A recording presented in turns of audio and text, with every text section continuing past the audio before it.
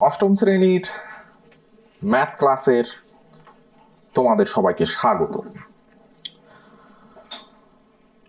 আজকে আমরা অষ্টম শ্রেণীর প্রথম ক্লাস নেব। আমার নাম মোহাম্মদ মাহফুজুর রহমান।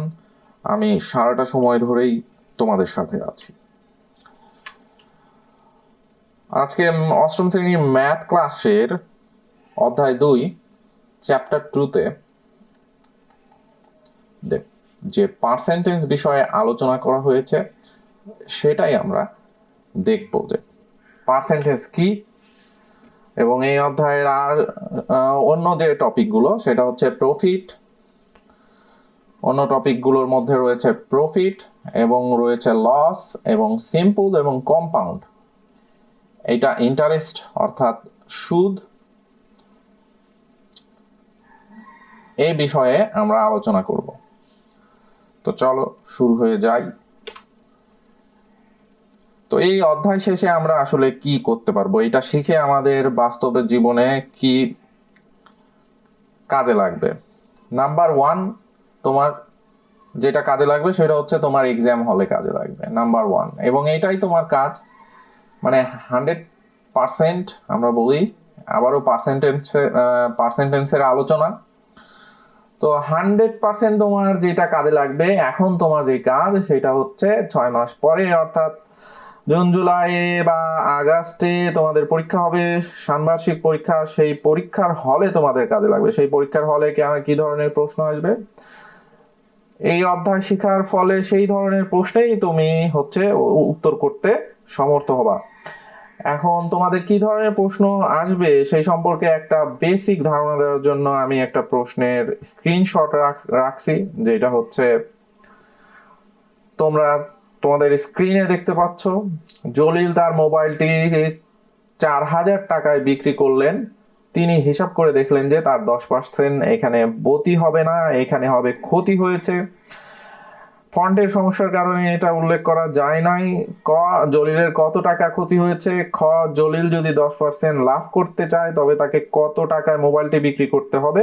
এবং গ, ক্রয় মূল্যের সমান টাকা 8% মুনাফায় ব্যাংকে জমা রাখলে 5 বছর পর মুনাফা আসলে তিনি কত টাকা পাবেন। এখন তোমাদের মনে হতে পারে খুবই ডিফিকাল্ট প্রশ্ন, কিন্তু আমরা যখন এই অধ্যায় শেষ করব তখন তোমরা এই সব কঠিন এবং ডিফিকাল্ট প্রশ্নেরই উত্তর দিতে পারবে। এবং এইটাই তোমরা বাস্তব জীবনে, যেহেতু সবাই বড় হবা, টাকা পয়সা কামাবা, ব্যাংকে টাকা জমা রাখবা, এইগুলো কাজে আসবে সেই সময়ের হিসাবে।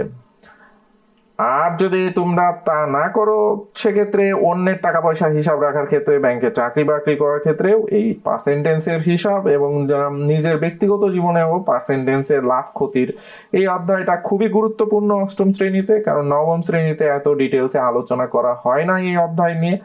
তো এটাই হচ্ছে তোমাদের জন্য শেষ সুযোগ, যেখানে তোমরা পার্সেন্টেন্সকে নিজের মতো করে ঝালাই করে নিতে পারবা।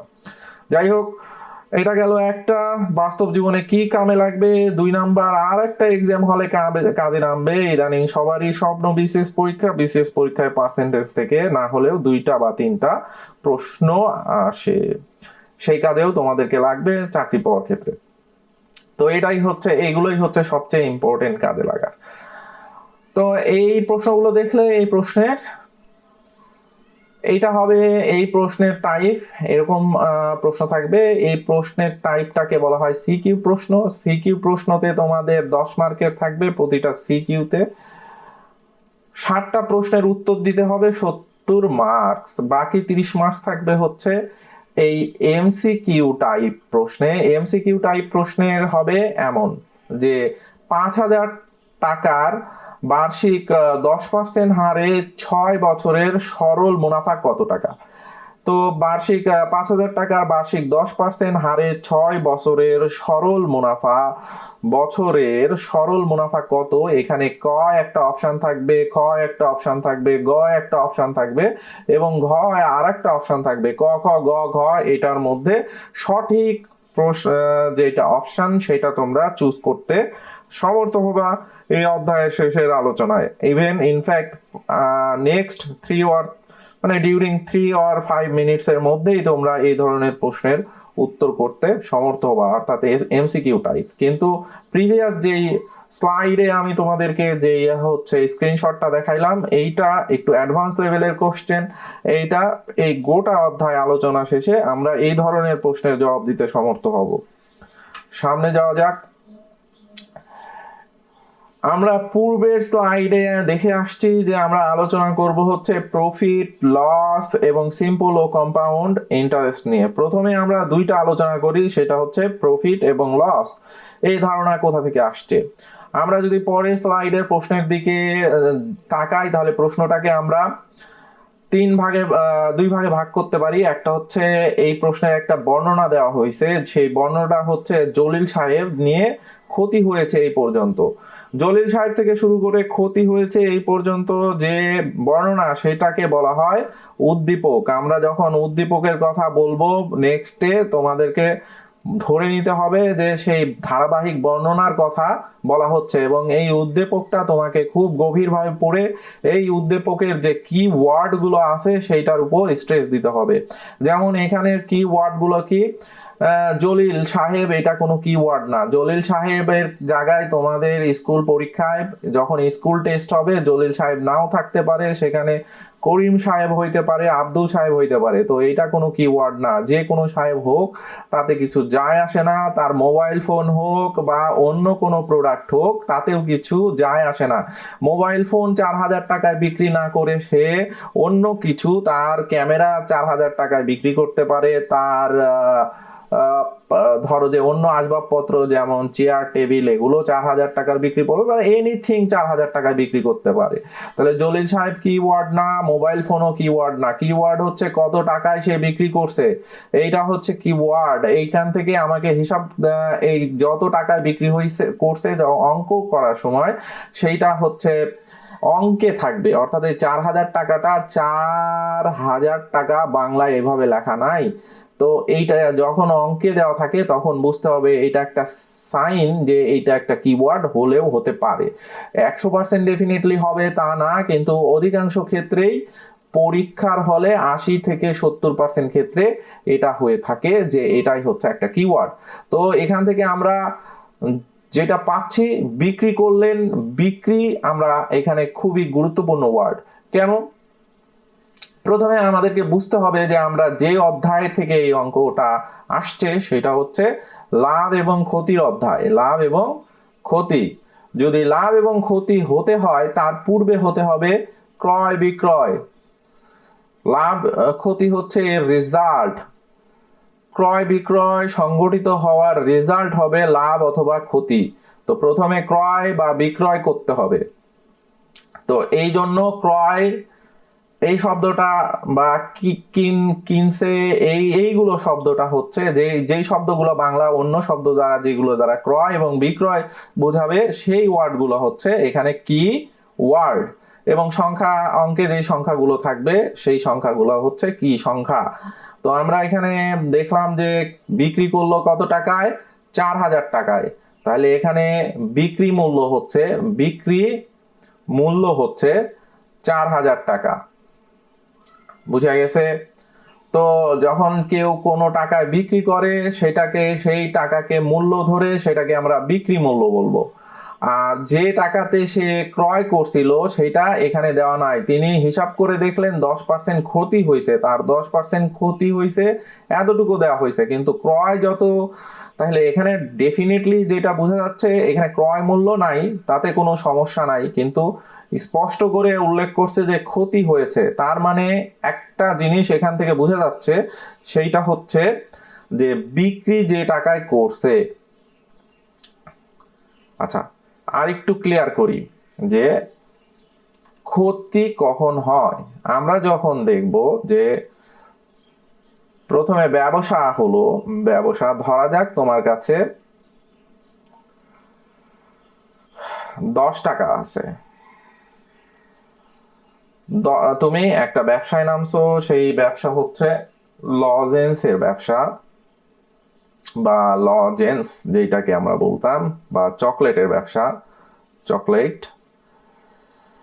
তো তোমার কাছে 10 টাকা আছে, 10 টাকা দিয়ে তুমি হচ্ছে 5টা লজেন্স ক্রয় করছো। তো যখন তুমি এই লজেন্সটাই আবার অন্য জায়গায় শুধু ক্রয় করে খেয়ে নিলা, তখন তোমার লাভ লস কিছু হবে না, কারণ বিজনেস অকার হয় নাই, এখানে বিজনেস সংগঠিত হয় নাই। যখন তুমি 10 টাকায় 5টা চকলেট ক্রয় করছো এবং 10 টাকায়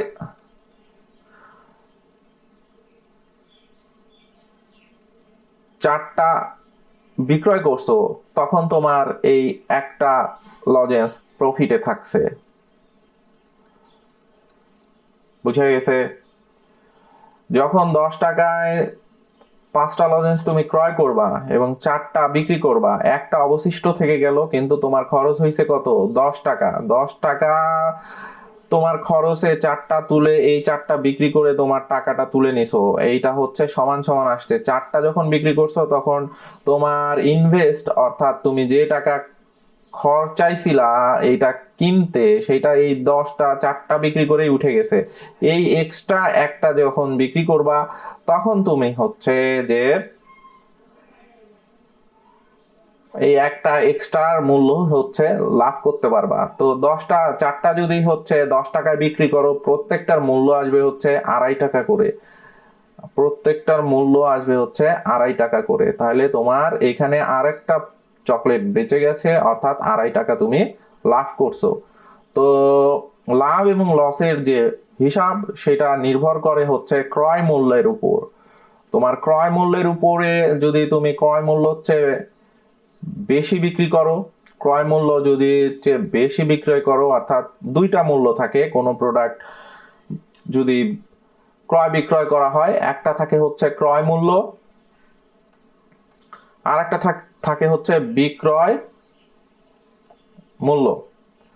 যদি ক্রয় মূল্য বেশি হয় তাহলে অবভিয়াসলি সেটা ক্ষতি হয়েছে। আর যদি বিক্রয় মূল্য, আর একটা ঘটনা, কি কি ঘটনা ঘটতে পারে এটা বোঝাও খুব জরুরি। ধরো তুমি ব্যবসা করছো, হয় তোমার 3টা ঘটনা ঘটতে পারে ক্রয় মূল্য আর বিক্রয় মূল্যের ক্ষেত্রে। এখানে হচ্ছে ক্রয় মূল্য আর বিক্রয় মূল্যের ক্ষেত্রে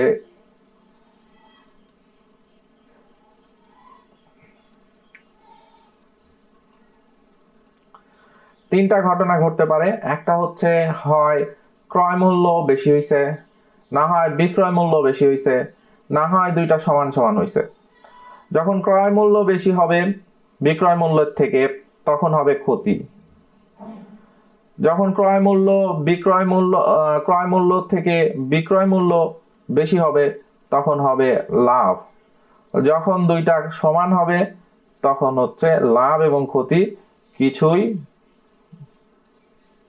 হবে না। তাহলে তিনটা প্রফিট লসের হিসাবে 3টা ঘটনা হবে। অবভিয়াসলি হয় লাভ ক্ষতি হবে, না হয় লাভ হবে, না হয় কিছুই হবে না। তাহলে আমরা বুঝতে পারলাম যে লাভ এবং ক্ষতির যে কনসেপ্ট, সেই কনসেপ্ট থেকে সেই কনসেপ্ট আমাদেরকে বুঝতে হলে প্রথমে বিজনেস হতে হবে। বিজনেস হলে তাহলে এই 3টা ঘটনা ঘটবে। এই 3টা ঘটনাই তোমাদের চ্যাপ্টার 2 অর্থাৎ 2.1 এই অধ্যায়ে আলোচনা করা হয়েছে। একটা হচ্ছে লাভ, ক্ষতি এবং কিছুই হবে না।